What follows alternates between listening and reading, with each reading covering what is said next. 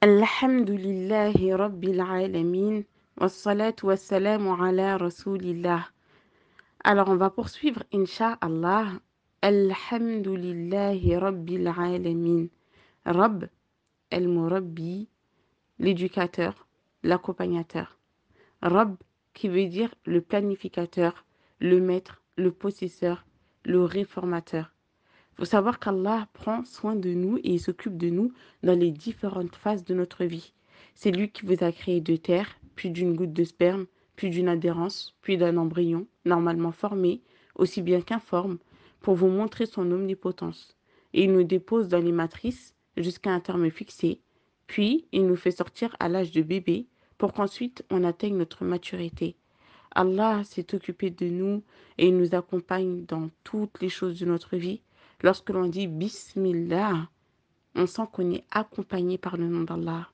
Qu'est-ce que ça fait du bien de sentir la présence divine dans notre cœur, de savoir qu'il est plus près de nous que notre veine jugulaire, qu'il nous accompagne dans toutes les étapes de notre vie et qu'il ne nous laissera jamais. Inna Allah ma'ak. Allah est avec toi. Quand tu es bien, quand tu n'es pas bien, quand tu as des soucis, quand tu es dans l'abondance, dans le jour, la nuit, toutes les activités que tu fais, il est avec vous, où que vous soyez, et il observe parfaitement ce que vous faites. Quel privilège de commencer les choses au nom d'Allah. Quel privilège de les finir et de glorifier et de remercier Allah. Ô vous qui croyez, invoquez abondamment Allah et glorifiez-le matin et soir. Alhamdulillah, il a tout préparé avant qu'on arrive. Les montagnes, les fruits, les arbres, les mers, les océans, les animaux. Il a tout créé. Il a tout planifié pour nous et il nous a accueillis sur cette terre. Cette terre, il a fait de cette terre un lit et du ciel un toit. Et il a fait descendre la pluie du ciel.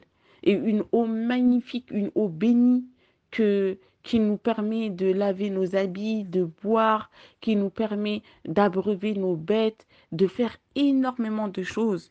Et une eau qui n'est pas salée, mais qui est douce et agréable à boire. Il a créé des choses merveilleuses. Et à travers sa création, en fait, on voit qui il est, mais ça dépasse notre entendement.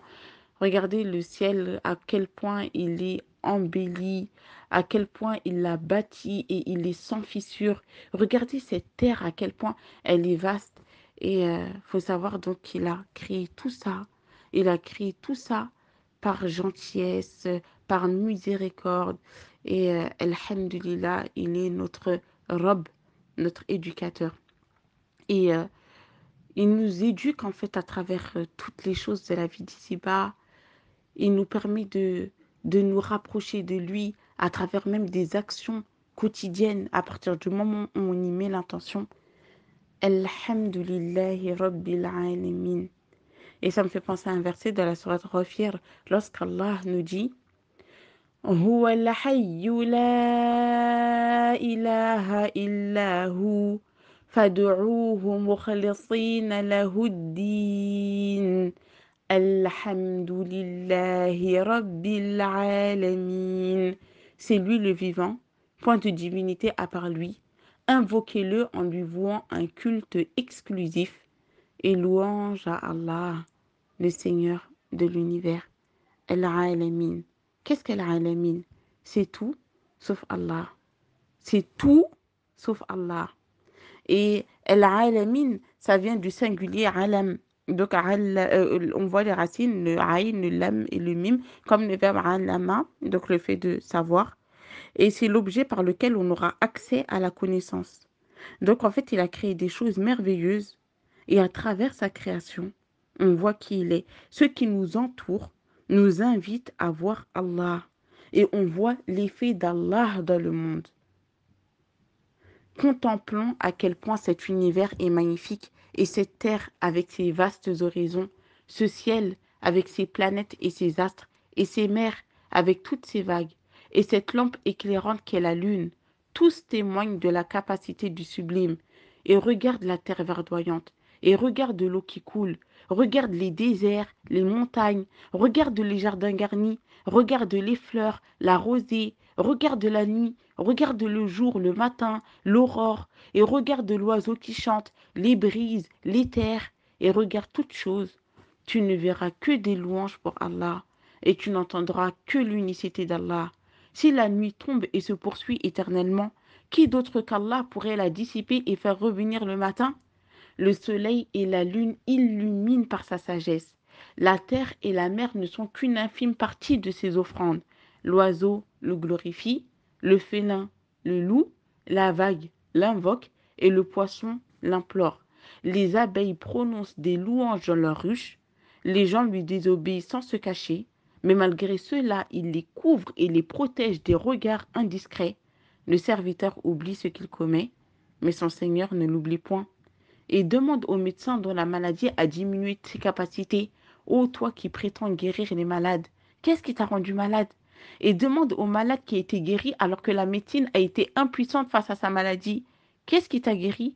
Et demande à celui qui est en parfaite santé et qui est mort sans la moindre maladie, qui t'a donc fait mourir? Et demande au voyant qui fait tout pour ne pas tomber, mais malgré cela finit quand même par tomber.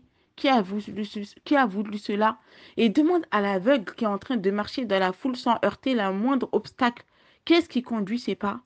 Et quand tu vois toutes ces choses, quand tu regardes le ventre des abeilles, comment elles font pour fabriquer ces gelées royales de miel, et regarde ces gelées royales de miel, comment est-ce qu'elles sont aussi sucrées et délicieuses?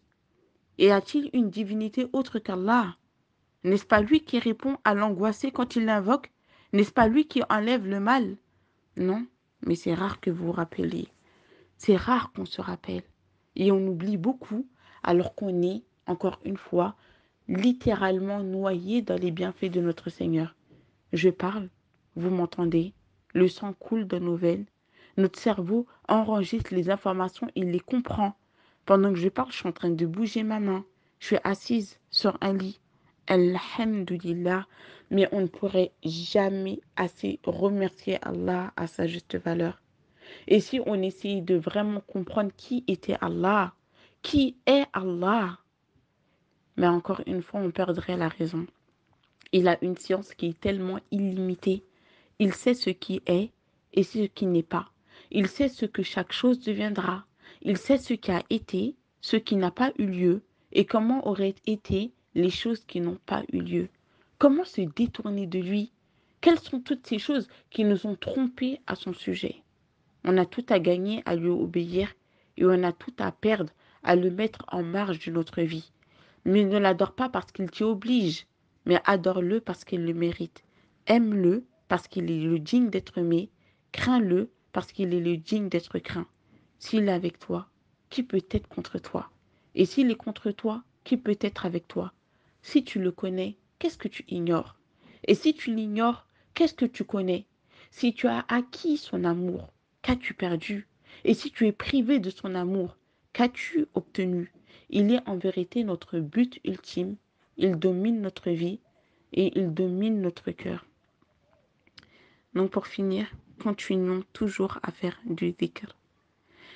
La ilaha illallah, la ilaha illallah, la ilaha illallah, la ilaha illallah, la ilaha illallah, la ilaha illallah, la ilaha illallah, la ilaha illallah, la ilaha illallah. لا إله إلا الله لا إله إلا الله لا إله إلا الله لا إله إلا الله لا إله إلا الله. Glorifions notre Seigneur, louons notre Seigneur et qu'Allah nous facilite. Assalamu alaikum wa rahmatullah.